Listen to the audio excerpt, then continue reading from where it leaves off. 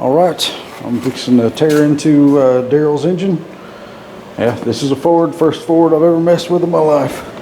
But Daryl's a good buddy of ours. He's a real good fella, so I don't mind a bit to tear into it and figure out what's wrong with it for him and put it back together. This is a 400 plus cubic inch stroker. Wicked little motor. So I'm gonna tear into it so I can figure out what's wrong.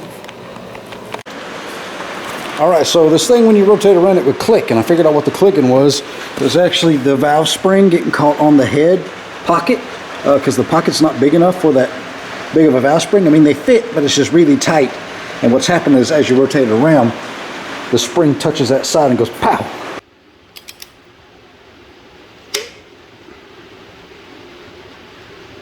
It'll actually hold the valve open, and then it'll slide past and go pop, and that's what that little pop is. So nothing major. So now I'm fixing to pull the oil pump main caps off and look and see if this crank's broke someplace.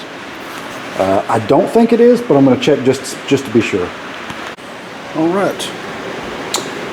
Everything looks fine. I mean, nothing's broke, nothing's hurt, everything looks fine.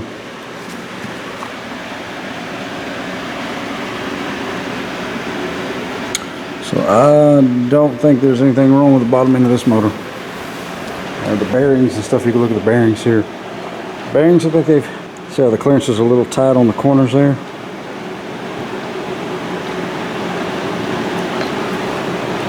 See, like right there? It's almost like it wasn't a line board for the studs.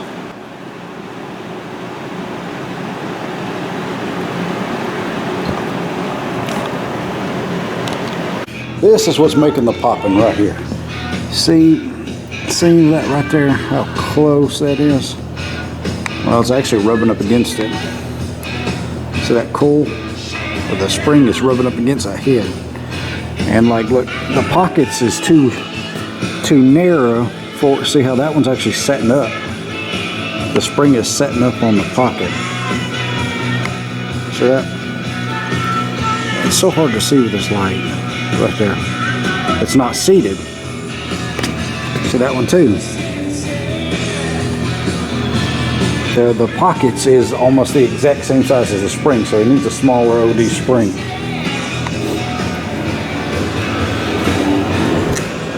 That's what the popping is. They're getting bound up. I run into an issue like this before on a set of heads. It needs a smaller spring. Alright, I got it all put back together. We're going to order some parts and then I can actually build it, but there it is. All put together and put back in the corner. Alright, I pulled all the stuff off the front end of Daryl's Ford motor. I done put everything back together. So I pulled it all back apart again to get the cam specs on this deal. This thing's got a rowdy cam in it. The duration's what's crazy. Looks to be 308 and 325.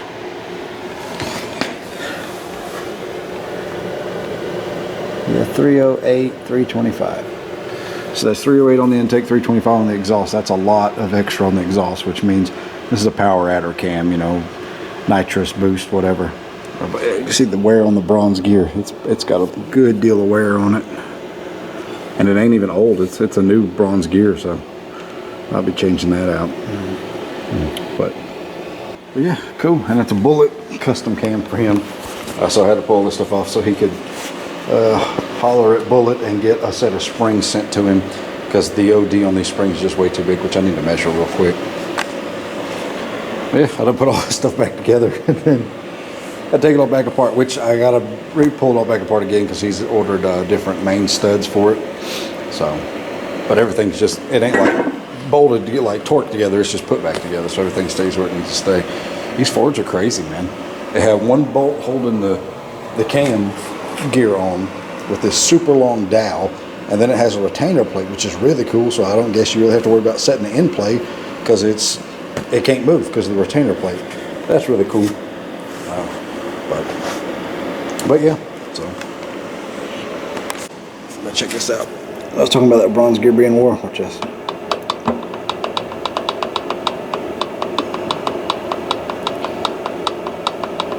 That's probably 4 degrees one way to the other. Time of fluctuation. So definitely needs a new gear. The thing about this deal is this dowel pin is so freaking long. You literally have to pull this off of the puller to here, line everything up, and then tap this back, push that back, tap this back, push this back, tap that back, push this back to get it to go on square.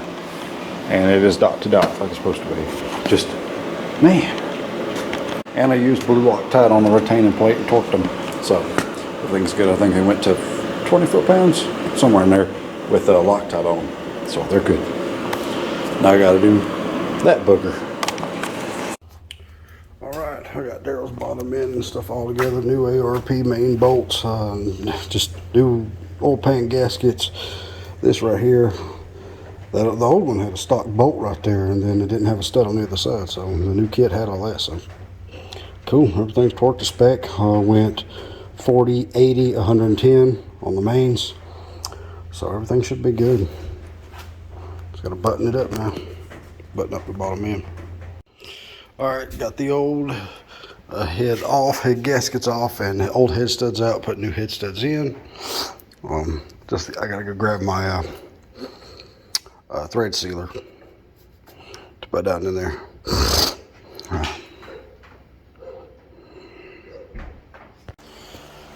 Alright, all the valves and stuff is set. Set them all at 21 cold. They should heat up to about 25, 26. New head gaskets are on, new head studs are in, everything's torqued, 110 foot-pounds. Increments of 3, went 40, 80, 110. Bottom end's done, top end's done. Just gonna put the intake gasket on at the intake. I'm gonna clean the intake up. But yeah. Now I just gotta change out the bronze gear on the distributor. She's up on 0, top dead center. On compression stroke.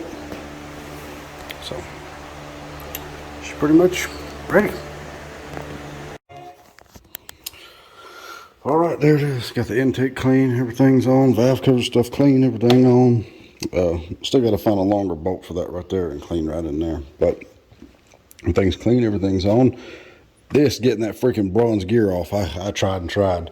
Could not get it off. I knocked the pin out I had over there with my little pullers. I could not get the bronze gear to come off that distributor. So might have to use a press. It ain't like a small block Chevy where you just knock a pin out and literally it falls off. This thing, it's on there. I even heated it up a little bit trying to get it to let go, and it wouldn't let go. So you'll probably have to take it down to somebody and let them pull that off with a press or something. Anyway, I dropped the distributor in. This is number 1 cylinder, but yet it points at number 1 over here, which is crazy. But I got it lined up perfect. 0 on the balancer, on compression stroke on number 1, top dead center. So I'm assuming that's how this is supposed to be, and you will advance or retard. I'm not sure which way it advances on the forward, but yeah, she is together. Like I said, I need to get a longer bolt for this right here, then I can attach that back and then put tension on the pulley, on the belt for the pulley. But yeah, she's ready. And I still got to tighten these down. I got to go grab some silicone to go across the front, but I got the gasket silicone down. I just got to put some across the front and the back, and then I can tighten all that down. But yeah, first Ford I ever built. Hopefully the last Ford I ever built. But it wasn't too bad. Nowhere near as bad as what I thought it would be. Yeah, this is for Daryl, Dad's buddy. So I was happy to do it for him. I just had to learn on this thing. I ain't never built a Ford. They ain't a whole lot different than a Chevrolet. There's a few things I've seen in this that was actually better than a Chevrolet, like the way the runners are set up, how tall the runner is in the head, how the plenum, how the runners run into the plenum. It's pretty cool. And this was a 4150 flange intake that he had modified for a 4500. They cut it apart and put a 4500 flange on it, welded everything up, and then powder coated it. Looks good. But so there it is. 410 cubic inches of Ford. Alright, I got this thing done. There's a broke plug Spark plug's broke right there. I put tape on it, broke spark plug. And I need one of these long bolts for right here. This one is just too short.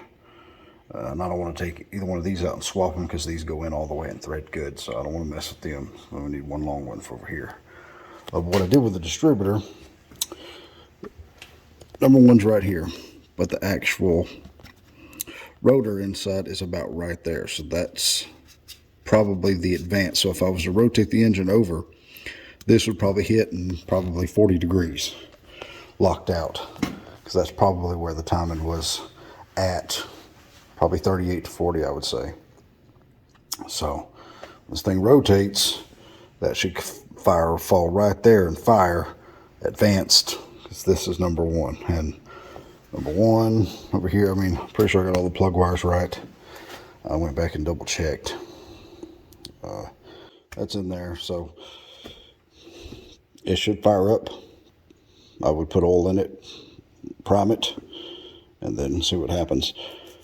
Two of the valve springs, they still do that little bit of a catch. I cannot get them. I got all the other ones clear and everything's working fine.